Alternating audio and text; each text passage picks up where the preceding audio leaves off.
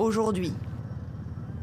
Niagale Bagayoko, bonsoir. Vous êtes politologue et présidente de l'African Security Sector Network, un réseau d'institutions non gouvernementales sur le continent africain. C'était l'heure de la grande explication entre Emmanuel Macron et ses alliés ?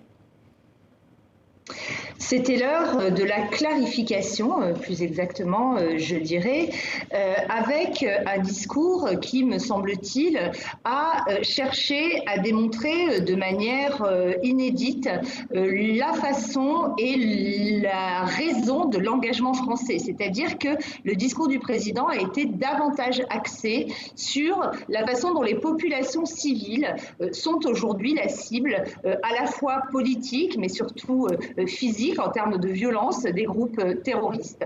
Donc il s'agissait de recentrer l'intervention en l'inscrivant dans les intérêts plus généraux des citoyens des pays du Sahel. Alors justement, la France commencera à fermer des bases dans le nord du Mali au second semestre de cette année. Quel impact ça va avoir pour les populations sur place ?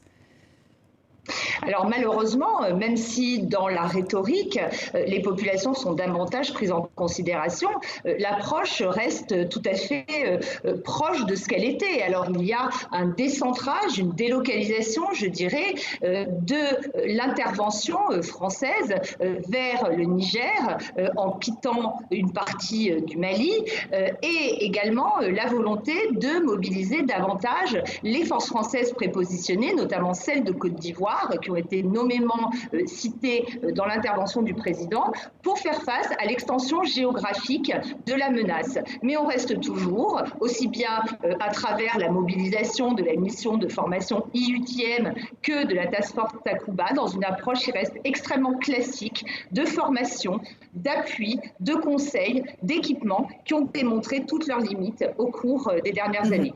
La France maintiendra à terme entre 2500 à 3000 hommes dans la région contre 5100 aujourd'hui. On est loin d'un retrait massif.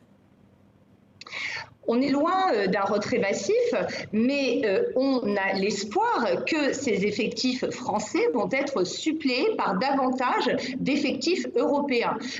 On voit que la France éprouve des difficultés à mobiliser un grand nombre de forces européennes, de forces spéciales dans le cadre de la France Takuba, mais l'objectif à terme est de compenser la baisse d'effectifs de l'opération Barkhane par ces effectifs européens qui sont d'ailleurs davantage inscrits dans le cadre de l'Union européenne elle-même, après une décision du Conseil, et l'inscription nommément de l'opération Takuba dans le nouveau mandat de la MINUSMA. Est-ce que cette nouvelle stratégie va permettre de stabiliser le Sahel ? Est-ce que c'est la bonne réponse ? Mais la réponse ne varie pas en réalité. Même si le discours évolue, on s'aperçoit qu'on reste dans une approche revendiquée d'ailleurs de renforcement des moyens opérationnels. Le mot, une fois de plus, de renforcement du partenariat de combat, du renforcement du partenariat militaire opérationnel a été prononcé de nombreuses fois. Et c'est très clairement sur cet instrument qu'on va continuer à s'appuyer. Or, on a vu toutes les limites de cette approche, avec à la fois une extension géographique de la menace et une très grande résilience des groupes ciblés dans le cadre des opérations menées. Niagale Bagayoko, merci beaucoup pour cette analyse après ce sommet du G5 Sahel. Merci beaucoup. L'ONU